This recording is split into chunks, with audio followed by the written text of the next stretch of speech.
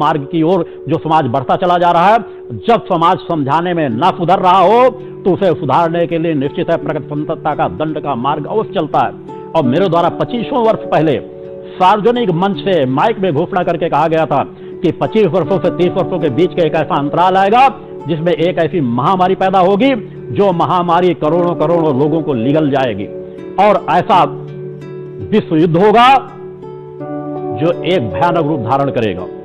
और धीरे धीरे उस विश्व युद्ध की ओर समाज बढ़ रहा है, जो सुनिश्चित है।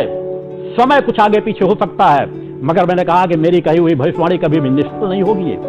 एक महामारी की और एक आने वाले समय में विश्व युद्ध होना सुनिश्चित है और वह होकर के रहेगा।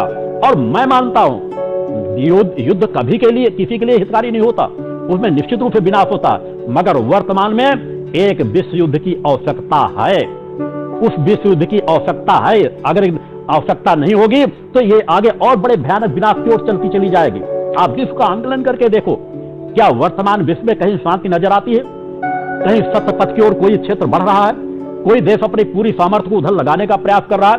सब विनाशकारी हथियार की होड़ जो लगी हुई है, इनका अंत क्या होगा? हर काल में हुआ है। हम राम का युग देख लें, कृष्ण का युग देख लें, या इस कलिकाल के युग में देख लें, हर जगह अधर्मी अन्यायियों ने अपने साम्राज्य को स्थापित कर लिया है। एक से विध्वंसक अस्त्र शस्त्र तैयार किए बैठे हैं, इस तरह के वायरस तैयार किए बैठे हैं। और इससे बड़े अधर्मी अन्यायी और कौन होंगे? उन अधर्मी अन्यायियों का अस्तित्व समाप्त करने के लिए जनसंख्या नियंत्रण नितांत आवश्यक। अगर सीमित दायरे में जनसंख्या होती है तो एक अलग शांति का वातावरण होता है। जो ये एक जनसंख्या का विस्फोट होता चला जा रहा है, समाज जब उसे नहीं रोकेगा तो परम सत्ता रोकेगी। तो कहीं ना कहीं जब जिस प्रकार के अपराधी बढ़ जाते हैं, अनेकों देश वर्तमान में आप देख रहे हो जो पूरी तरह से आतंकवाद की ओर बढ़ रहे हैं, सामर्थ्य को लेकर दूसरे देशों के अस्तित्व को नष्ट कर देना चाहते हैं। आज कोई समझौते हो जाएंगे, कितने समय वो समझौते लागू होकर के रहेंगे? जो उनकी मानसिकता है वो मानसिकता शांत की नहीं हो सकती। अब पाकिस्तान से आप हजारों समझौते कर लो, वो कभी किसी समझौते को नहीं मानेगा। चाइना की एक जो मानसिकता है, हजारों समझौते हो जाए, वो कभी किसी समझौते को नहीं मान सकता। इस तरह के दर्जनों देश है, मगर निश्चित है हमारा भारतवर्ष धर्मगुरु था, धर्मगुरु है और धर्मगुरु रहेगा।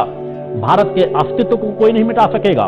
भारत उन्नति के पथ पर चल रहा है और उन्नति के पथ पर चलता चला जाएगा।